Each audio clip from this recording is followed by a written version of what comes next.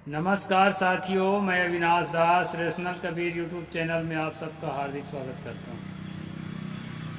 मित्रों, यदि आप में से कोई चैनल को सब्सक्राइब न किया हो तो कृपा करके ज़रूर सब्सक्राइब करें, शेयर करके अपने साथियों तक वीडियो को पहुंचाएं और लाइक कमेंट ज़रूर करें, बेल आइकन को प्रेस भी करें। जैसा कि आप जानते हैं, मैं बहुत लंबे समय से मनुस्मृति को पढ़ कर के सुनाता रहा हूँ, लेकिन अभी लंबा गैप हो गया दोस्तों। दैनिक कार्यों में व्यस्तता के कारण मैं रेगुलर यह काम नहीं कर पाता, इसके लिए मैं क्षमा प्रार्थी हूँ। साथियों, इस चैनल का या मेरा उद्देश्य कभी भी नहीं है कि मनुस्मृति के माध्यम से किसी को नीचा दिखाया जाए, किसी को ऊंचा दिखाया जाए। उद्देश्य सिर्फ इतना है कि अपने अतीत को जानने के लिए कि पहले कैसे कैसे कानून इस देश में लागू थे। भारतीय संविधान डॉक्टर बाबा साहेब अम्बेडकर के द्वारा रचित जो संविधान सभा द्वारा निर्मित है, उसके पहले अंग्रेज़ों का कानून, उसके और पहले मुग़लों का कानून और उसके और पहले मनुस्मृति का कानून, उसमें किस तरह से जनता पिसती थी और किस तरह से उसमें कुछ अच्छी बातें भी थी। इन सब बातों को ठीक ठीक जानने के उद्देश्य से मैं पढ़ करके सुनाता हूँ। तो 9वां अध्याय में हम पहुंच चुके थे दोस्तों, और काफ़ी दूर तक हम पढ़ भी चुके थे। ये भी मैं बता चुका था कि कितने प्रकार के पुत्र होते हैं, पुत्रों में भी प्रकार बताया गया था, और किस पुत्र का अपने माता पिता के संपत्ति में कितना हिस्सा है, इसके संबंध में जो आर्टिकल्स हैं मनु के, वो सब मैंने बताया था। अब दोस्तों, जिसका कोई पुत्र नहीं है, पुत्रियों को तो मनु के संविधान में धन का अधिकारी नहीं माना है, वारिसदार नहीं माना है, लेकिन पुत्रों को माना है, और किस किस पुत्रों को कितना दिया है वो मैं बता चुका हूँ। अब ऐसी बात आज है दोस्तों, जिसका पुत्र ही नहीं है, निसंतान है, ऐसे व्यक्ति के धन को कौन रखे। इस विषय पर जो कानून है उसको मैं आपके सामने रख रहा हूँ। यह है दोस्तों 9वां अध्याय का श्लोक नंबर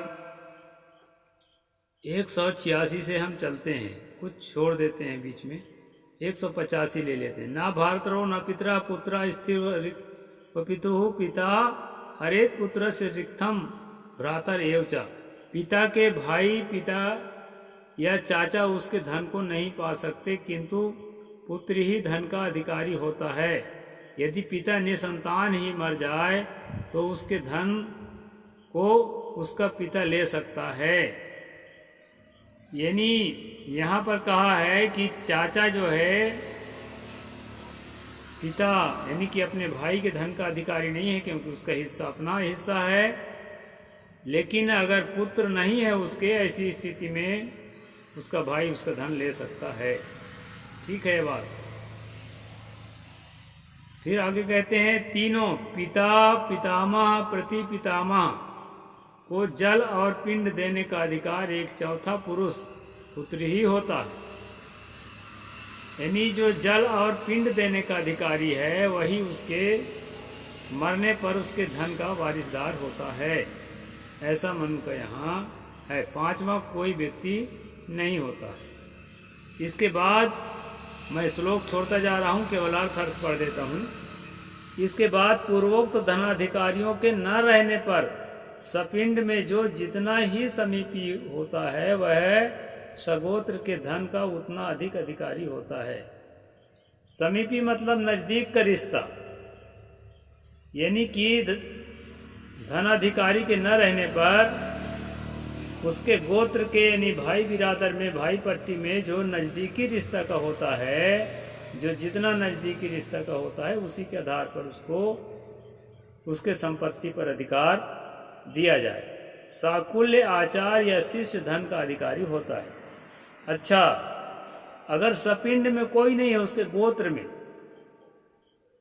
गोत्र में होने का मतलब उसके बुआ, उसकी बेटी, उसकी बहन नहीं, मतलब पुरुष वर्ग में उस गोत्र में अगर कोई नहीं है, भाई नहीं है, चाचा नहीं है, भतीजा नहीं है, इस स्थिति में जो है कहते हैं सकुल्य आचार का शिष्य धन का अधिकारी होता है। मतलब एक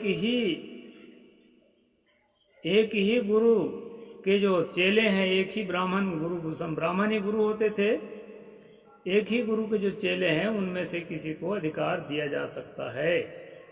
सर्वेशा मध्य भावे तु ब्राह्मणा रिक्त भागिना त्रैविद्या शुचियो दांता तथा धर्मो न हीयते। पूर्वोक्त अधिकारियों के अभाव में तीनों वेदों के ज्ञाता शुद्ध हृदय का जितेंद्रीय जो ब्राह्मण हो, वे ही धन के अधिकारी होते हैं। इससे धर्म की हानि नहीं होती। अगर निकटतम रिश्ता का कोई आदमी नहीं है वारिसदार, ऐसी स्थिति में जो ब्राह्मण पुरोहित का काम करते हैं, जो पुरोहित का गुण होता है और जो जितेंद्रिय होता है, मतलब अच्छा अपने मन और इंद्रियों पर कब्जा किया हुआ आदमी, ऐसा अगर ब्राह्मण है आसपास, अच्छा ब्राह्मण होना जरूरी है भाई, ऐसा जितेंद्रिय कोई दूसरा भी है, हो सकता है, उसके लिए वो धन नहीं है। उसको ब्राह्मण अगर है इस तरह कोई, तो उस ब्राह्मण को उस संतानहीन के और उस वारिसदार के हीन के जो संपत्ति है वो ब्राह्मण को दे दिया जाए। इस प्रकार जो है शुद्ध हृदय के जितेंद्रिय ब्राह्मण वो धन के अधिकारी होते हैं। इसमें धर्म की हानि नहीं है, ऐसा यहाँ पर बताया दोस्तों। आहार ब्राह्मण द्रव्यम राज्ञा नित्यमिति स्थित इतरेशम तो वर्णानाम सर्वभावे हरि निर्भर। निसंतान ब्राह्मण का धन राजा को नहीं लेना चाहिए, यह शास्त्र की मर्यादा है। अन्य वर्णों के अधिकारी के न होने पर उसका धन राजा ले सकता है। यानी जैसा जितेंद्रीय ब्राह्मण को धन लेने की बात कही गई है, यदि ऐसा नहीं है तो राजा ले सकता है। लेकिन एक बात है, यदि वो मरने वाला ब्राह्मण था जिसकी संपत्ति जो है, जिसका अधिकारी नहीं है उत्तराधिकारी, तो अगर ब्राह्मण मरा है तो उसको राजा को अधिकार नहीं है कि उसका धन ले, क्योंकि ब्राह्मण का धन ब्राह्मण ही ले सकता है। यहाँ पर दोस्तों दूसरे का धन ब्राह्मण ले सकता है, क्षत्रिय का, वैश्य का, शूद्र का, लेकिन ब्राह्मण का धन दूसरा कोई नहीं, यहाँ तक राजा तक भी नहीं ले सकता। इस प्रकार के ये कानून यहाँ पर है दोस्तों। आगे कहते हैं संतानहीन पति के मरने के बाद स्त्री सगोत्र से यथाविधि संतान लेकर पति के धन उस पुत्र को दे दे। यानी पति मर गया है, विधवा स्त्री जिंदा है, ऐसी स्थिति में भी उस स्त्री को अपने घर के खजाने में हक नहीं है कि वो संपत्ति को ले, जमीन को ले, चल अचल संपत्ति को ले, बल्कि क्या करेगा, सगोत्र में, यानी भाई के छोटा, पति के छोटा भाई या पति के बड़ा भाई या पति के चाचा या पति के ताऊ या पति के पिता, इनके साथ शारीरिक संबंध बनाए और बच्चा उत्पन्न करे, और उस बच्चे को अगर बेटा होता है तो अपने पति के धन का भागीदारी बना सकती है। लेकिन स्वयं जो है वो भागीदारी नहीं बन सकती, क्योंकि स्त्री को धन रखने का हक मनु के कानून के हिसाब से नहीं दिया गया है। इस तरह से दोस्तों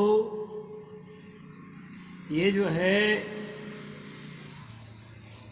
मनु के कानून को क्रमशः मैं बताता हूँ, वीडियो लंबा नहीं बनाऊंगा, आप लोग शेयर कम कर पाते हैं, छोटा वीडियो रहेगा तो शायद अधिक लोग देखेंगे, तो इतना ही बनाऊंगा। श्लोक नंबर 190 तक हम पहुंच चुके हैं दोस्तों 9वां अध्याय के। तो खास बात यही है कि उस समय की जो अतीत की जो स्थिति है, जो कानून है, जो नियम है और समाज में जो उसका प्रभाव है, इन सब बातों को लेकर के दोस्तों मनुस्मृति में पढ़कर सुनाता हूँ। तो अधिक से अधिक लोगों तक आप लोग पहुँचाएँ। पूरा वीडियो देखने के लिए आप सबको धन्यवाद। साहिब बंदगी, जय जोहार, जय भीम, जय भारत।